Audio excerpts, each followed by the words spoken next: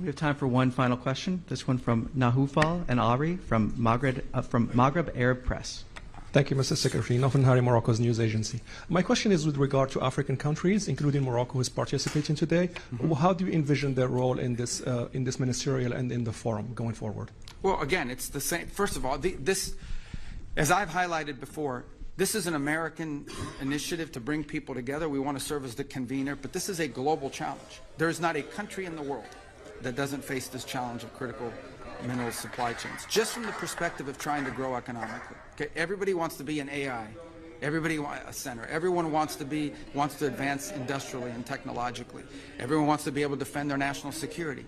All of these things, whether it's a cell phone, a computer, a semiconductor facility, or the weapons that protect your country, all of these things have to be built with components, and these components invariably involve critical minerals that don't just have to be mined, they have to be processed. So every country has that interest, to have a global supply of critical minerals, not just the raw material, but the processed material that is usable for an industrial capacity. And Morocco shares that with everybody. Second is, every country in the world has, even though they call it rare earth and critical, and they're not really that rare, every country has some deposits of critical minerals. They're different ones in different parts of the world. And so I think Morocco, like any country in the world, would want to be able to use those natural resources in an environmentally responsible way to develop its own economy. And not just the mining, but potentially moving to the processing as well.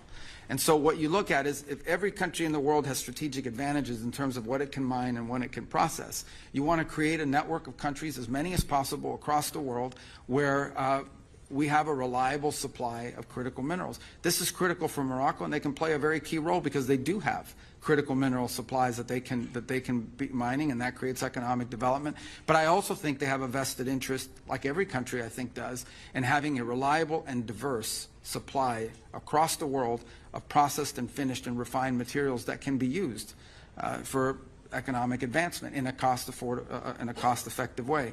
So I think Morocco plays a key role because of the deposits that it has, but also because of its willingness to invest in processing and its cooperation and being willing to be a part of this global initiative, which it will have to be a global initiative. No country in the world has every critical mineral that's valuable, and so it will rely on international cooperation. That right now, you have 90-something% of some of these elements controlled by one nation in one place. And that's just not healthy for the global economy, and it's certainly not healthy for security and stability. So Morocco can be a key part of that, and we're very happy they're here today and seated there at the table with us. So, okay. Thank you. This concludes today's press availability. I apologize. I love doing long press conferences. I do a longer one, but we got to use this for the family photo.